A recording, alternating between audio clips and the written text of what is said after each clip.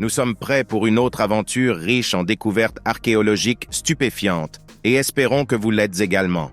Nous avons une myriade d'importantes trouvailles à partager, des plus minuscules aux plus gigantesques, des plus primitifs du temps jadis aux plus récents. Plongeons sans plus attendre. En janvier de 2023, les restes mortels d'Anne d'Allègre, une comtesse du XVIe siècle originaire de Laval en France, ont été examinés avec une technologie innovante. 16 restes ont été découverts en 1987 lors de fouilles dans la chapelle de l'ancien château de Laval.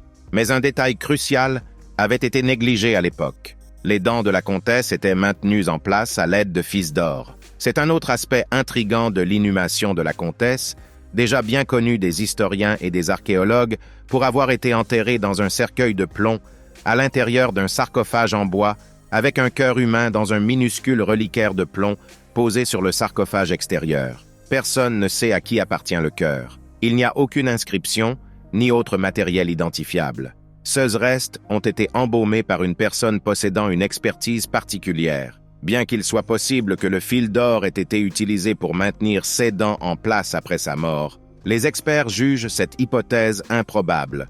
Elle souffrait d'une maladie parodontale et ses dents étaient desserrées. Alors le fil aurait été une solution pratique, bien qu'indubitablement douloureuse, pour les maintenir en place. Avant de continuer, je vous invite à vous abonner. Si vous êtes fasciné par les découvertes archéologiques et les trouvailles incroyables, vous êtes au bon endroit. Nous allons développer ensemble notre communauté et pour cela, il vous suffit de vous abonner. Je compte sur votre participation. Poursuivons avec cette trouvaille qui a été réalisée sur le site spectaculaire du château de Dunvegan sur l'île d'Islay en Écosse. Il s'agit du sceau de Sir John Campbell de Cawdor, qui devint une figure éminente dans l'histoire du château après en avoir pris le contrôle en 1615. Nous ne sommes pas certains de la raison pour laquelle il a perdu son sceau, mais celui-ci a été retrouvé sous des amas de débris d'un mur effondré en août 2018. Sir John aurait utilisé ce sceau pour apposer sa signature sur des documents légaux, sceller des lettres et prouver son identité. Réalisé en plomb, il comporte son nom complet ainsi que 16 armoiries et est marqué de l'année 1593, indiquant qu'il a commencé à l'utiliser bien avant d'arriver sur l'île. Le clan Campbell et le clan MacDonald se sont disputés le château à plusieurs reprises au début du XVIIe siècle. Mais ce sont les Campbell qui en sont finalement sortis victorieux, avec Sir John à la tête de la famille à cette époque. Les MacDonald ont attaqué à nouveau 30 ans plus tard et ont finalement repris le château en 1646. Il est possible que le sceau ait été perdu à ce moment-là, alors que le mur s'effondrait, mais Sir John serait depuis longtemps décédé. Il n'y a actuellement pas de site archéologique en Inde plus palpitant que celui de Kiladi au Tamil Nadu, et cela fait déjà plusieurs années que c'est le cas. Des fouilles sont en cours sur ce vaste et complexe site, mais en octobre 2019, des experts travaillant sur la 5e phase de fouilles ont découvert une disposition intrigante de tubes de terre cuits alignés horizontalement les uns sur les autres. On suppose que les deux ensembles de tubes pourraient avoir été utilisés à des fins différentes, mais cela n'a pas encore été prouvé.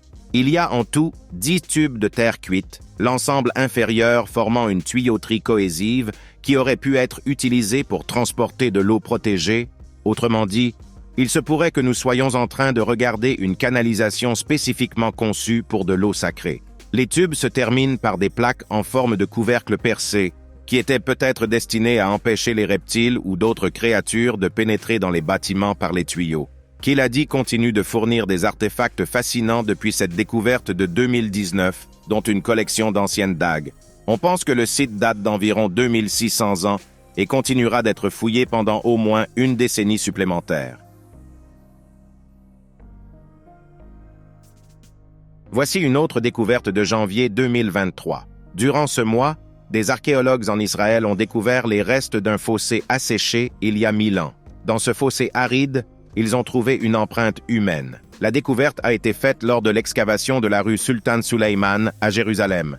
Il s'agit d'un fossé défensif qui aurait été profond et vaste à l'époque de son utilisation.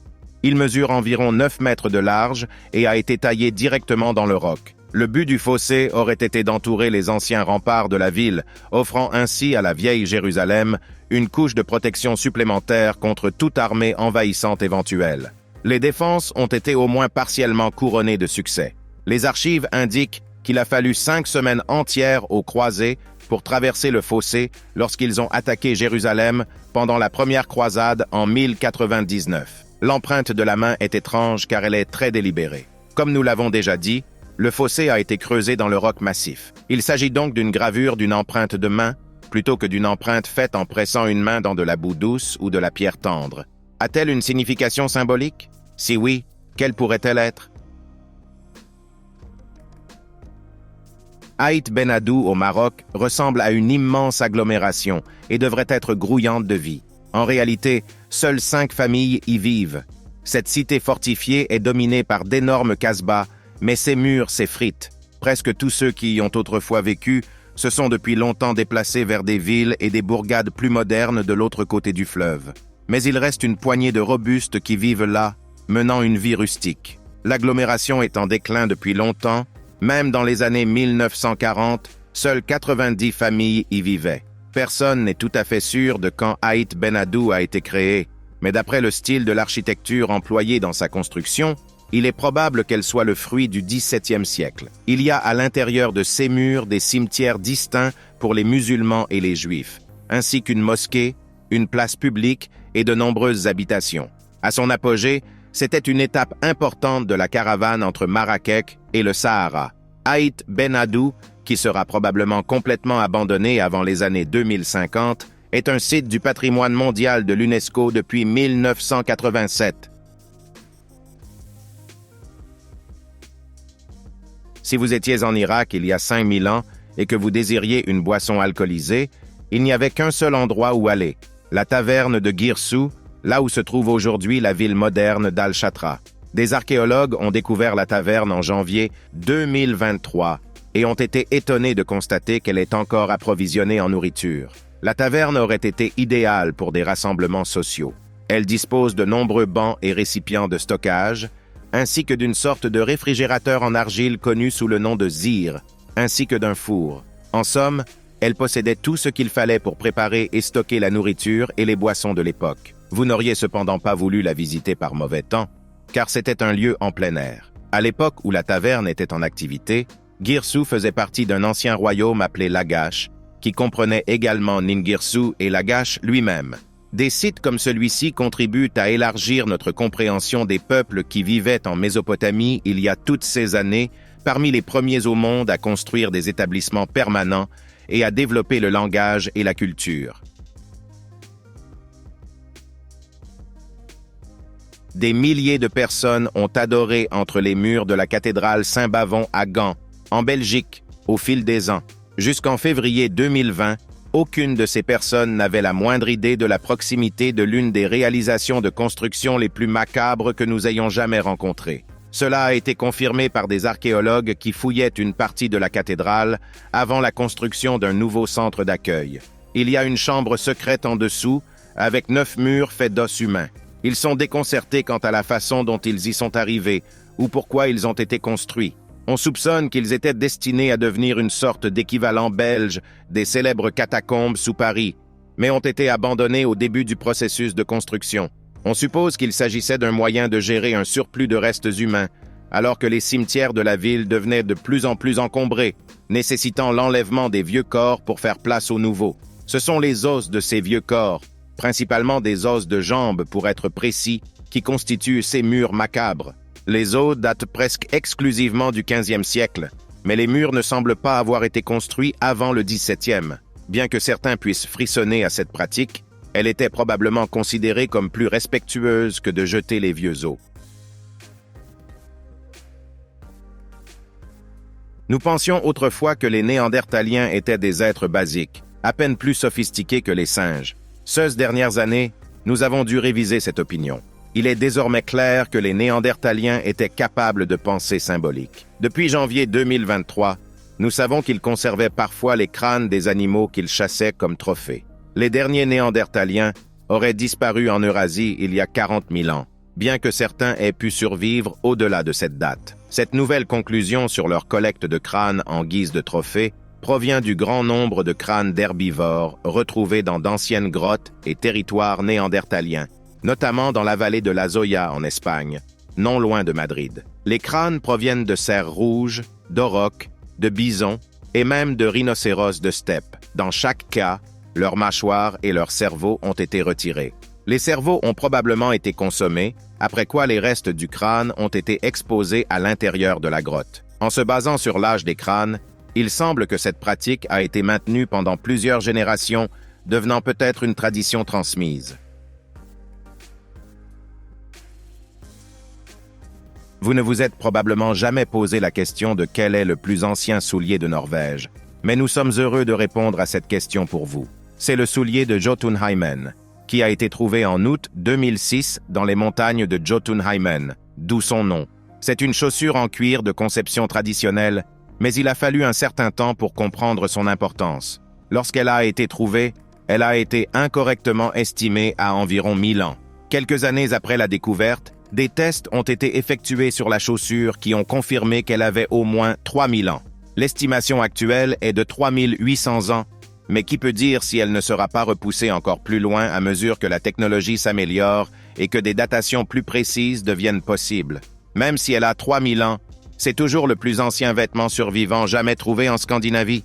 Découvert en même temps que la chaussure, plusieurs flèches en bois et une bêche en bois ont conduit les archéologues à penser qu'ils avaient trouvé les possessions personnelles d'un chasseur. Pourquoi le chasseur aurait délibérément enterré ces chaussures est une question que les experts n'ont jamais pu répondre. Peindre les parois intérieures d'une sépulture semble être un exercice plutôt superflu. Après tout, ce n'est pas comme si quelqu'un allait les voir une fois la sépulture scellée. Néanmoins, des fouilles à l'église Notre-Dame à Bruges, en Belgique, en septembre 2021, ont révélé la présence de 2 sépultures peintes du XIVe siècle. Une 3e sépulture a également été découverte, mais celle-ci n'était pas décorée. Les restes de 50 personnes ont été retrouvés dans les sépultures, ainsi que les clous qui tenaient autrefois leur cercueil ensemble, le bois ayant depuis longtemps pourri.